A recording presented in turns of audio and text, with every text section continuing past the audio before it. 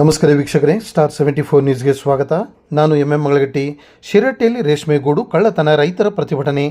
ಗದಗ ಜಿಲ್ಲೆ ಶಿರಹಟ್ಟಿ ಪಟ್ಟಣದ ರೇಷ್ಮೆ ಮಾರುಕಟ್ಟೆಯಲ್ಲಿ ಕಳೆದ ಸೋಮವಾರ ರೇಷ್ಮೆಗೂಡು ಕಳ್ಳತನವಾದ ಹಿನ್ನೆಲೆಯಲ್ಲಿ ಮಂಗಳವಾರ ಬೆಳಗ್ಗೆ ರೈತರು ಪಟ್ಟಣದ ರೇಷ್ಮೆ ಮಾರುಕಟ್ಟೆಯನ್ನು ಬಂದ್ ಮಾಡಿ ಪ್ರತಿಭಟನೆ ನಡೆಸಿದರು.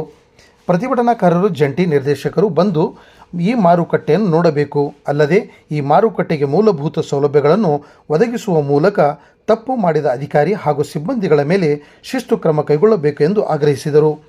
ಈ ಸಂದರ್ಭದಲ್ಲಿ ರೇಷ್ಮೆ ಬೆಳೆಗಾರ ವೀರಪ್ಪ ಕಲ್ಯಾಣಿ ಸೇರಿದಂತೆ ಇನ್ನೂ ಹಲವು ರೈತರು ಪ್ರತಿಭಟನೆಯಲ್ಲಿ ಪಾಲ್ಗೊಂಡಿದ್ದರು.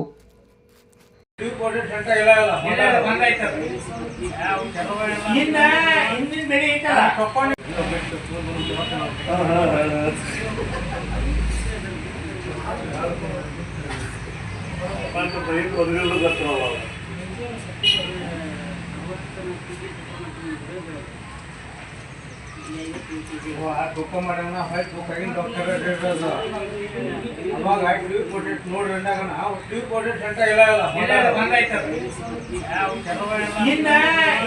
ಐತಲ್ಲ